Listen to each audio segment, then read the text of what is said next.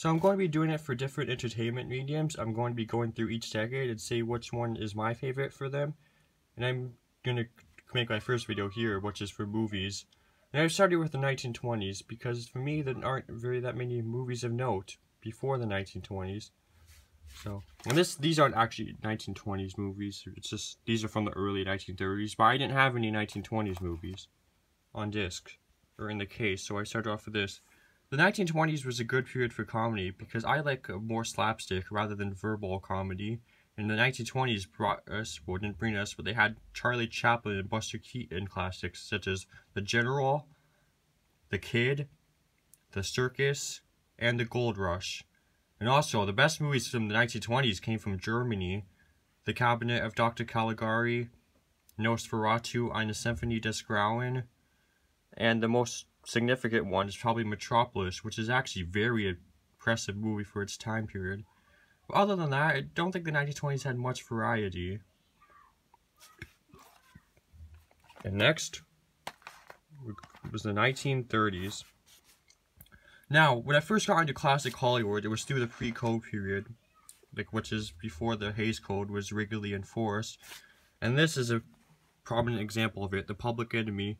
Well, you notice that early sound movies, people would say they haven't aged very well, but because they're notably like dead silent.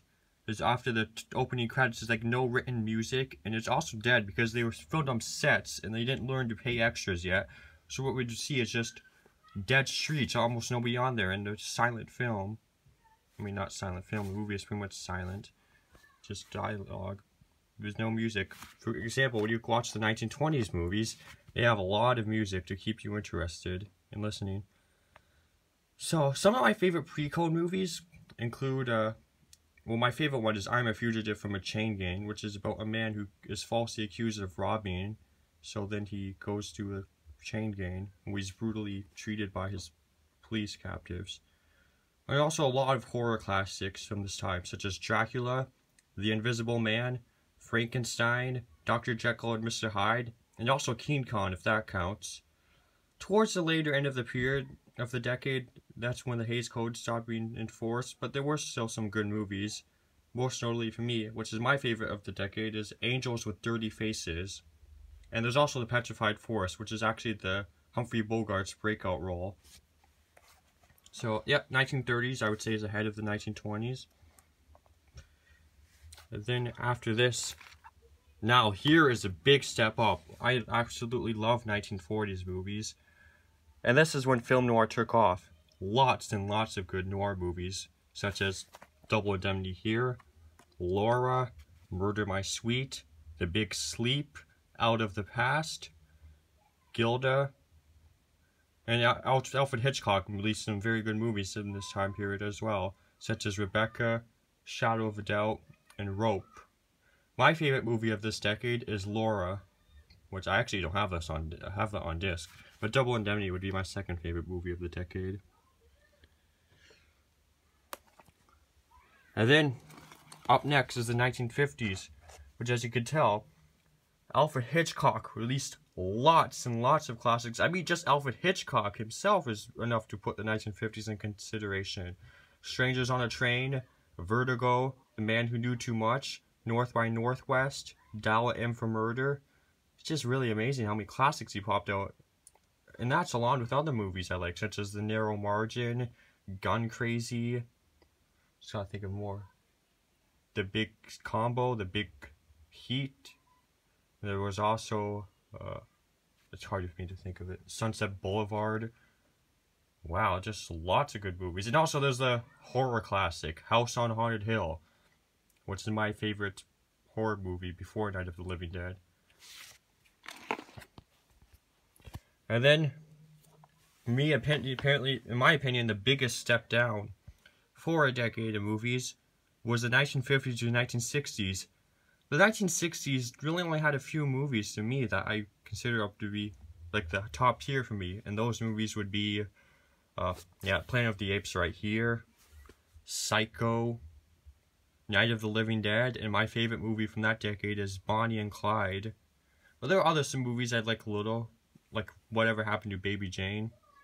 But yeah, the 1960s to me is a big disappointment after the 1950s. And now, if you haven't noticed, my favorite movies are pretty much crime dramas.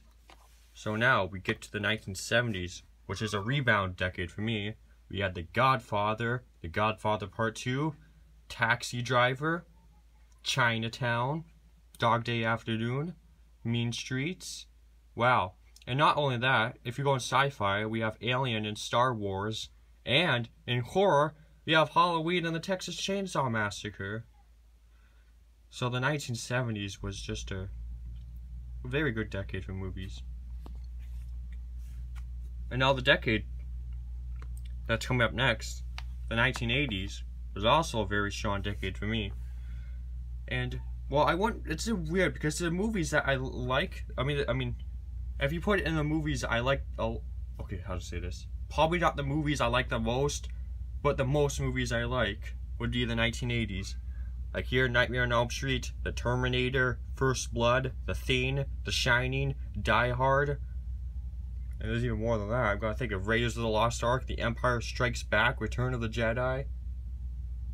And I watched Blade Runner. I'd have to watch it again. I think I'd like it more this time than I did last time. Except, well, I just wanted to make this one thing clear. I think Aliens is so much worse than First Alien. That's my only issue. So yeah, the 1980s was a good decade. And here's the 1990s, which when you consider 1940s and 1950s having strong film noir, this is actually another very strong decade for crime dramas. LA Confidential being one of them. I haven't seen this one, but I have seen a few that I really like, such as Goodfellas, Reservoir Dogs, Pulp Fiction. There's also a few I want to see. This might actually be first if I watch the rest of the ones I want to see. Because there's also Silence of the Lambs, Heat, The Usual Suspects, Seven. Wow. And if you want to count, I'm not sure whether I should count animated movies or not, because I might make one for Western animation, like looking at it by decade. I don't know if I would put it there or here, but Toy Story is a really good movie. And also, at 1999 came The Matrix, so the 1990s was a very good decade. And now, well, speaking of terms of live action, the 2000s is a big drop down for me.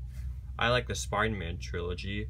I also like Kill Bill, Casino Royale, and Ip Man, but that's really all that I like a lot from the 2000s decade. That would be part of my favorite movies. Except if you count animation, because animation from Pixar, there were a lot of good movies, such as The Incredibles, Monsters Incorporated, Finding Nemo, Ratatouille, Up. Yeah, a lot. And then here we go to the 2010s.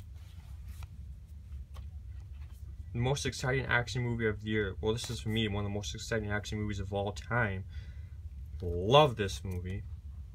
And there's also another ones I like. Argo, 12 Years a Slave. And there's a lot of superhero movies I like to watch. They're fun because, you know, this is really the decade of superhero movies. And when it comes to animation, yeah, I like the movies. There's quite a few good animated movies from this decade too.